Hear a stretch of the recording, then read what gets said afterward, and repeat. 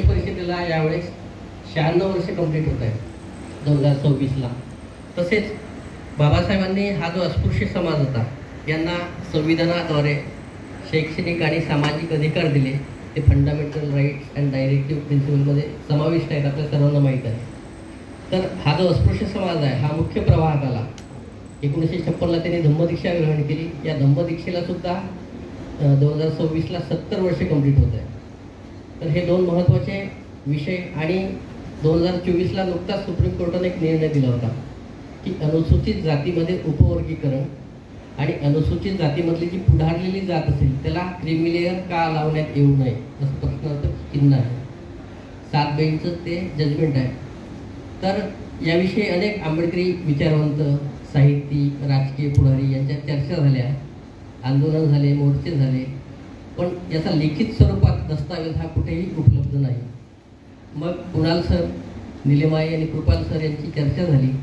त्यानुसार त्यांनी ठरवलं की या विषयाला आपण छेडायला हवं. दैनिक वृत्तसम्राट ही जागल्याची भूमिका पार पाडतो. गेल्या 23 वर्षापासून समाजामध्ये जे काही अन्याय अत्याचार होत असतील किंवा जे काही चांगले उपक्रम असतील, भिक्खू संघाचे सुद्धा जे कार्य असतील याला वाचा फोडण्याचं काम सम्राट करतो. तर कुठलंही वर्तमानपत्र या गोष्टीकडे दुर्लक्षित करत आहे, कारण ते अनुसूचित जाती आणि बौद्धांशी निगडीत असल्यामुळे. वर्तमानपत्रानं एक जागल्याची भूमिका घेतली पाहिजे. या भूमिकेतून सम्राटने या विषयावर चर्चासत्र नव्हे तर गोलमेज परिषद घेण्याचं आज या ठिकाणी आयोजन केलेलं आहे. पूज्य म्हणते डॉक्टर राहुलजी बोजी महाथेरोजी यांनी आम्हाला हॉल पण उपलब्ध करून दिला, त्यासाठी मी त्यांचे ऋणी आहे. या ठिकाणी जवळपास आम्ही 50 ते 100 साहित्यिकांशी फोनद्वारे चर्चा केली, कारण मुंबईमध्ये प्रचंड असा पाऊस चालू होता, त्यामुळे प्रत्येकाकडे जाणं शक्य नव्हतं. तर जसे जसे साहित्यिक येतील तसं तसं आपण ही गोलमेज परिषद पुढे नेऊया. या ठिकाणी आमचे सद्धम्मकार आनंद देवडेकरजी यांचं आगमन झालेलं आहे. आमचे राजाभाऊ कदम साहेब त्यांचं पण आगमन झालेलं आहे. आणि शासनाचे सनदी अधिकारी, माजी सनदी अधिकारी जे समाज कल्याण खात्यामध्ये अनेक वर्ष कार्यरत होते, असे माननीय दिनेशजी जेगडे साहेब त्यांचं सुद्धा आगमन झालेलं आहे. तर 3 साहित्यिक या ठिकाणी उपस्थित आहेत.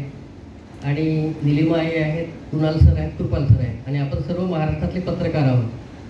तर आपल्याला या ठिकाणी जी चर्चा होणार आहे ते लिखित स्वरूपात आपल्याला जे साहित्यिक बोलतील, विचारवंत बोलतील, हे लिखित स्वरूपात लिहायचं आहे आणि त्याचा एक ड्राफ्ट तयार करायचा आहे. आणि तो ड्राफ्ट आपल्याला केंद्र सरकार आणि राज्य सरकारला आपली जनगणना होण्याच्या आधी पाठवायचा आहे. म्हणून पत्रकारांनी सुद्धा एक अतिशय चाणाक्ष नजरेने सगळं टिपलं पाहिजे. आणि साहित्यिक आणि विचारवंतांनी सुद्धा ऐतिहासिक संदर्भात आपली मांडणी केली पाहिजे अशी मी त्यांना विनंती करतो. तत्पूर्वी या कार्यक्रमाचं प्रास्ताविक माननीय कुणालजी कांबळे सर, कार्यकारी संपादक, दैनिक वृत्तसम्राट यांनी करावं असं मी त्यांना विनंती